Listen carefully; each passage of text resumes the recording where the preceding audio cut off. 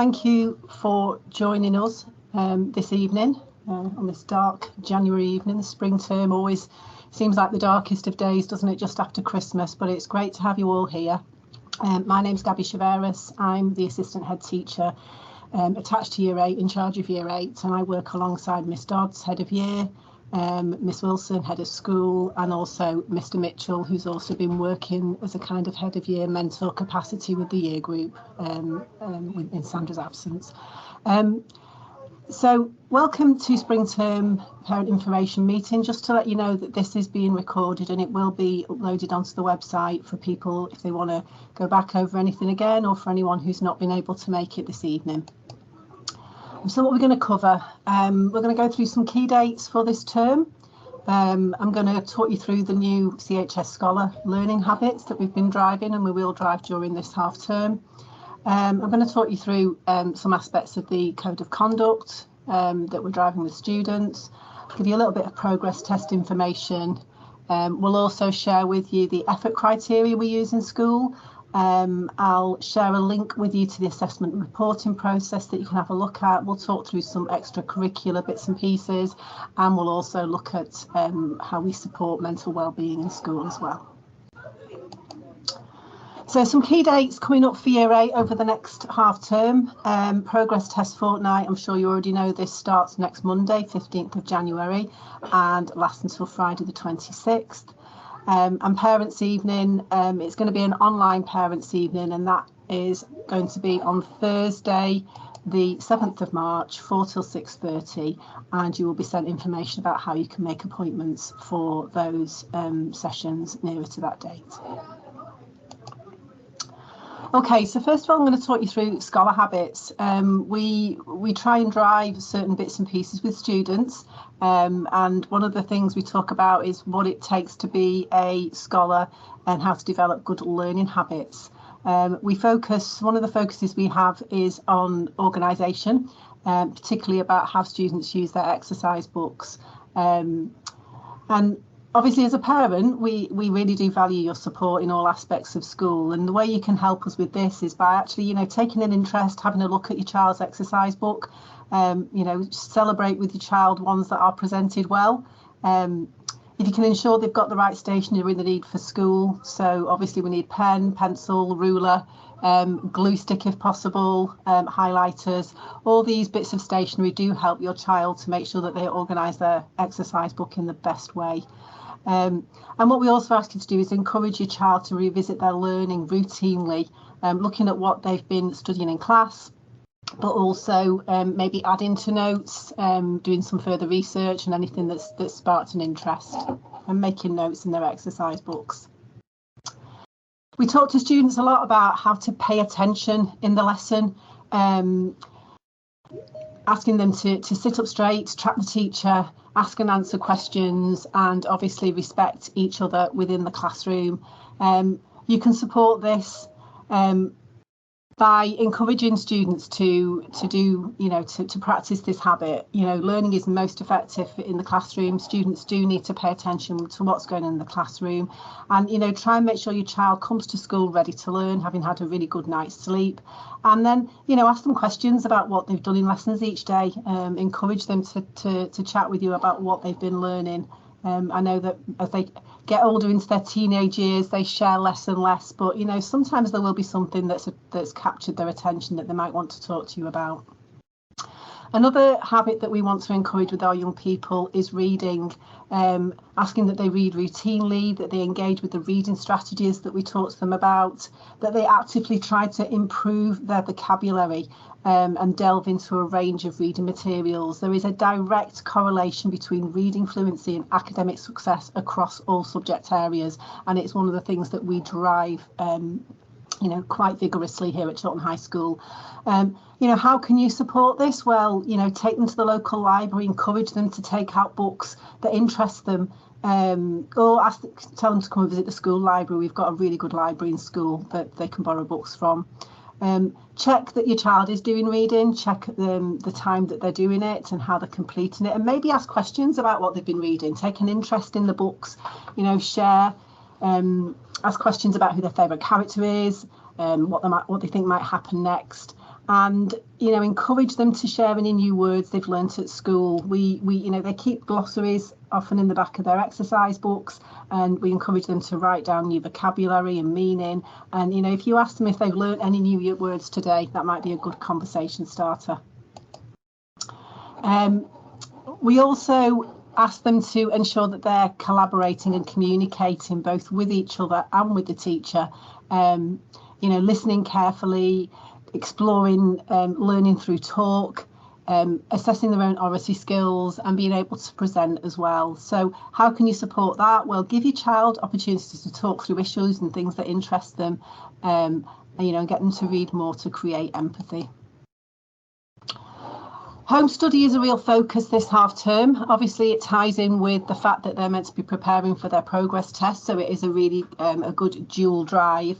But it is something we're trying to drive with students. Habits for home learning do start now in Year 8, gets them into habit of being able to learn well in preparation for GCSEs. How can you support that? Well, maybe discuss what their homework plan is. The homework is available on the website, so you can see when homework does take place and when they should have it. And there are lots of platforms that we use for homework.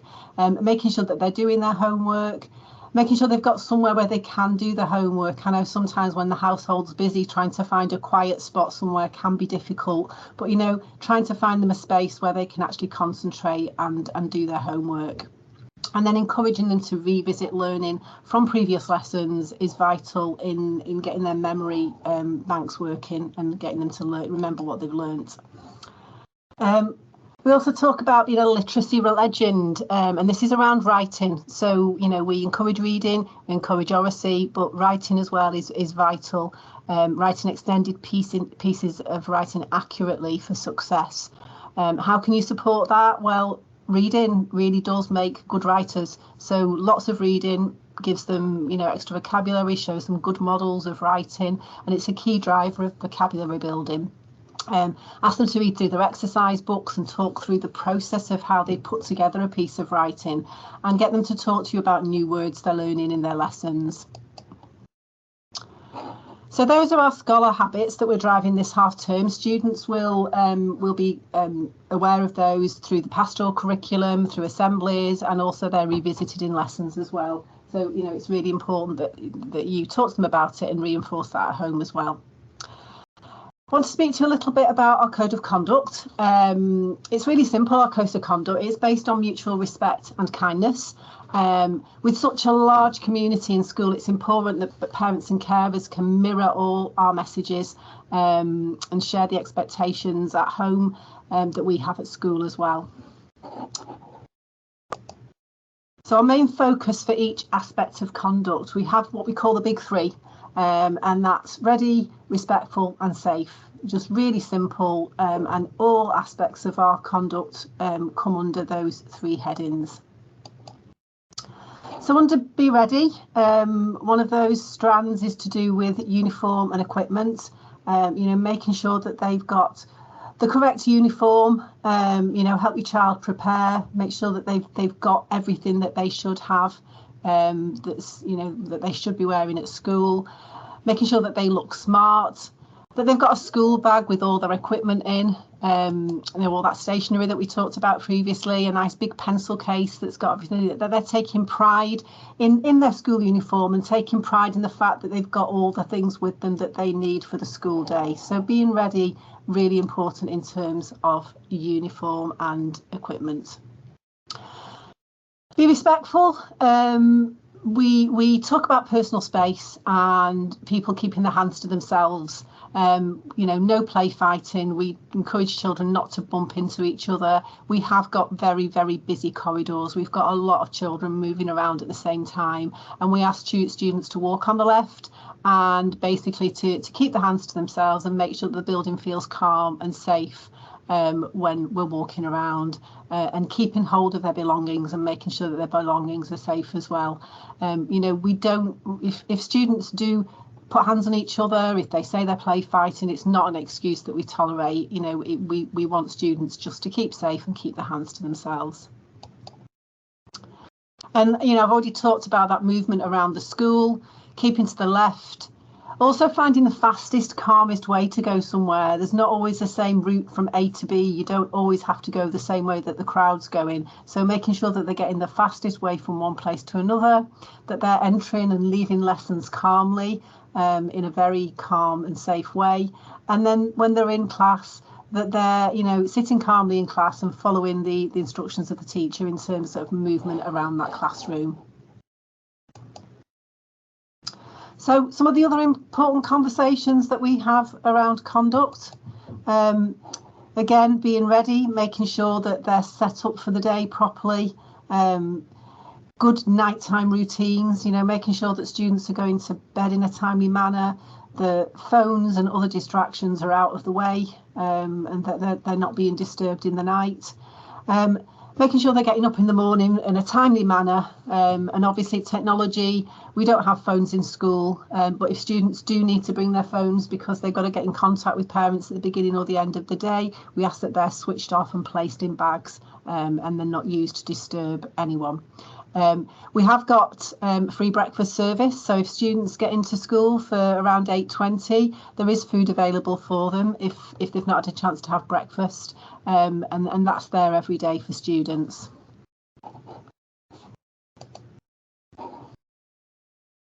As you know, attendance has a massive impact on students' learning and students' progress in school. We do know that it's not always possible for a child to achieve 100% attendance. We all get ill, we all have problems that keep us away from school, but aspiring to that is really important. Talk to children about the fact that being on time often means being 10 minutes early. So although our school registers and lineup starts at 8:30, it's actually a really good habit to get into school and get onto the school grounds for 8:20, and get yourself settled for school. We also ask students to make sure that they're on time to lessons as well, that when they're moving around between classes, that they take the quickest route and that they get to the right place for the right time. So just a little bit about our progress test cycle, our learning cycles. We have 2 progress tests in the school year. Just go back, sorry. So in the autumn term, learning cycle 1 takes place, and that's the whole autumn term. And then they have progress tests beginning of spring term, and they're, like I said, are happening in the next couple of weeks. Once they've been done and students have had feedback from those assessments, learning cycle 2 starts, and then that's another full term, nearly 2 terms worth of learning and progress for 7 and 10 at the end of that summer term. Slightly different for year 11. Obviously year 8's now, this isn't applicable, but they soon will be in year 11. It goes really, really quickly. And the learning cycle there is slightly different in that they have college entry exams towards the end of autumn term, and then they have mocks in March, and then obviously they have their exams in the summer term. So those cycles are a little bit different for year 11 students. So I'm going to speak to you a little bit about progress tests now. They take place for this cycle between Monday the 15th of January and Friday the 26th. Students have been given home study booklets, and should have been working with these over the last couple of weeks of the last half term, so just before Christmas, and also over Christmas and now. So they've got that pack that they have had instructions about how to use during pastoral sessions in school. This was also emailed out to parents in early December, so you should have copies of that. But we just wanted to share with you a rundown of the booklet and the process that students follow. So we have given students a timetable that has their progress tests in. They are for English, Maths and Science, they're already set in, and then students were asked to check with their subject teachers as to when their foundation subjects were going to happen, and it clearly states on there which exams should be happening in which week, just so that students know how to, when they're planning the revision, in what order to do that as well. So you can see there the actual study week plan that we gave them, which, like we say, we gave out before Christmas. So we'd encourage students to think about how they were going to approach their study for the progress tests. So those last couple of weeks before we broke up for Christmas, they had a timetable they could fill in. We then gave them a little timetable for Christmas holidays, and obviously this week now has been study week 4, so students should have been hard at it over the past few weeks getting themselves prepared for their progress tests. In terms of what to learn, that is all also in there. So each subject has specified all the learning that they will need to do, and for most students that will be whatever has been covered during the autumn term. In some cases it might also touch on information from year 7, but their teachers will have let them know about that. So in terms of revision for the subjects, every subject will have given them a study list and asked them to rag their confidence. That's in red, amber, green, their knowledge of all the things that they need to study, with red meaning that they're not confident at all, amber meaning that they're kind of okay, they know bits of it, and green meaning that they're ultra confident, they really don't feel like they need to revisit that in preparation for their exams. And the idea of doing that is that it allows them to better plan their revision in terms of attacking those red areas with priority and making sure that they are giving the right amount of time to all the work that they need to do. In terms of supporting their revision, obviously their exercise books is their first point of call, but we do understand that some students are better than others at making notes during lessons. So if they haven't got enough resources in their exercise books, on Teams, they should find the lessons, and also there's the student intranet as well, which has got some resources students can tap into. Most subjects areas will be doing some preparation this week, some pre-progress test lessons to kind of remind them about how they revise, to direct them to what they need to study, and to to better plan and to give them an idea of exactly what that test is going to look like in terms of the structure of it as well. If you do need any more information about progress tests, you can find that on the school website. You can see there it's showing us what are the progress tests and an overview of all the different things. I'll just let it work its way through. If students do have specific questions that they want to ask their teachers, they can use the Teams chat facility. Most teachers are responsive to any questions that come up on there, and we do encourage students to communicate with staff about any questions they might have that are specific to their studies at any time, really, homeworks, progress tests, revision, etc. So all that is available on the school website for you to have a look at in a little bit more detail.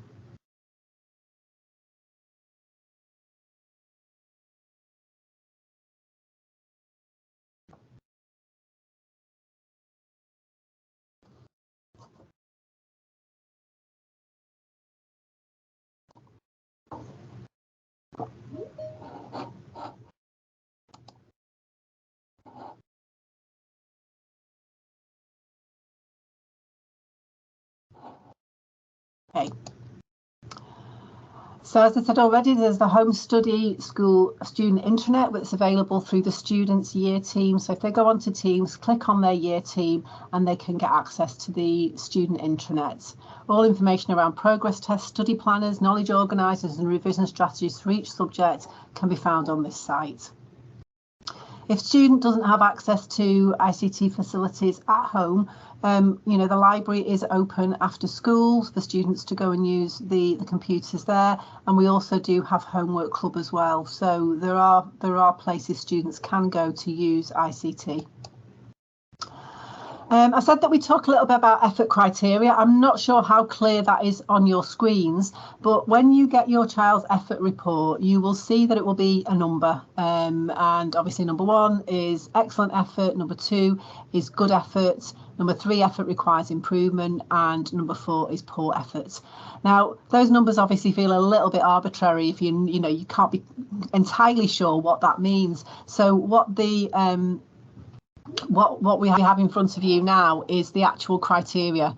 So it describes how a student who is excellent would be expected to behave. So that first one there says, under excellent criteria, I arrive promptly, ready to learn, fully equipped for every lesson.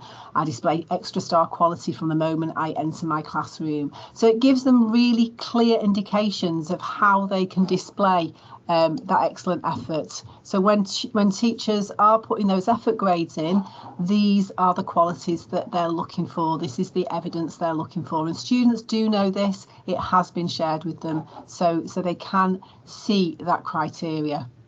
You know, effort is one of the most important indicators for future success.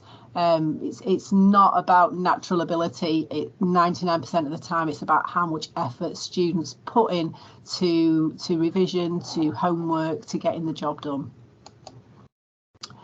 I'm going to put the link for the, I will put the link for the Loom video about assessment and reporting into the chat in a little while. The reason I'm doing that is because I'm aware that Year 8 parents will have seen this, and it is quite a long video. It's about 13 minutes. So what I'll do is I'll put the link to that into the chat, and then you can watch it at your leisure once we've finished here.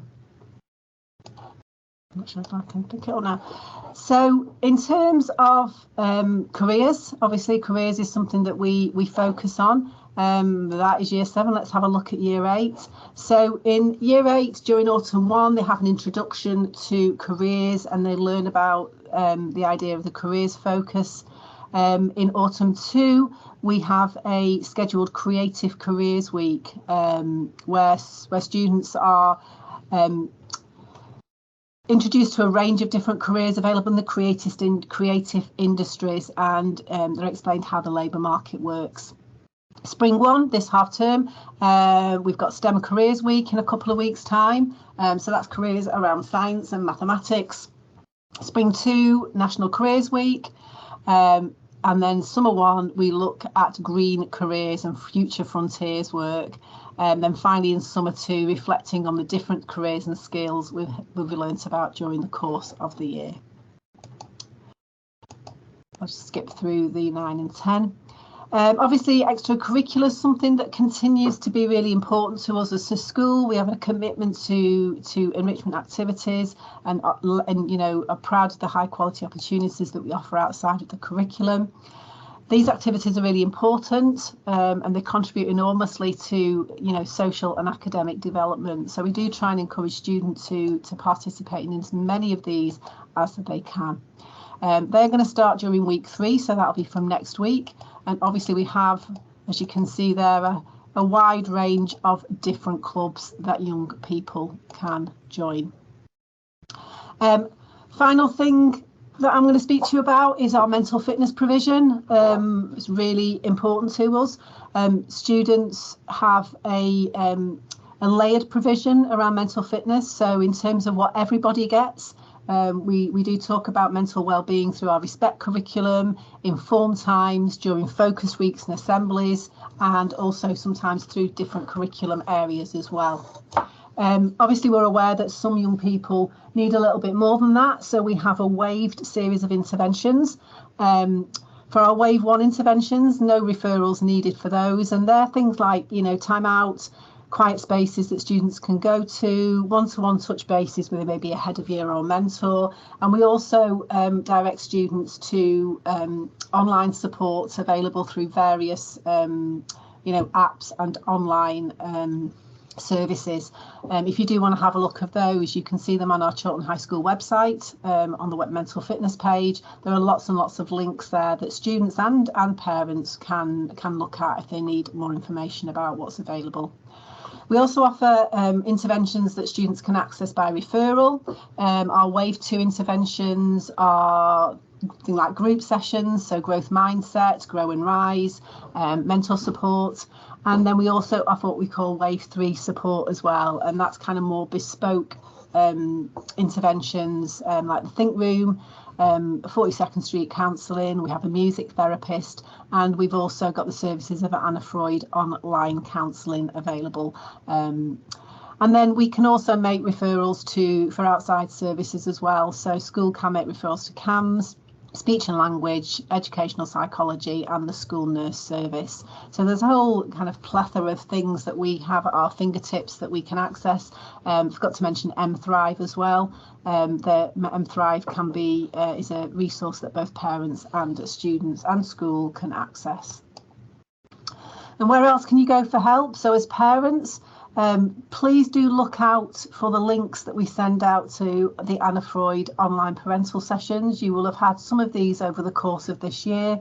Every so often they send us links to some really useful webinars that parents can join in on. And you know, we've had really good feedback about parents who have attended those and talked about how useful they are. CAMHS obviously is another service that parents can refer into. School can do that, or your GP can do that, but there is also a parental self-referral form on their website, which is there for you to see. And obviously, like I said, you can go via GP for referrals to CAMHS and other services as well. We do say, obviously, if it's an emergency situation, if you are very, very concerned about your child's mental well-being, if there is a threat to life, that you take your child to A&E and get that kind of dealt with straight away. But again, a good source is our mental fitness page on our website. Lots of links to other sources there, lots of information that you can access. And if you do want further advice, if you want to speak to somebody about further advice, Child's Head of Year, they are aware of everything that's going on.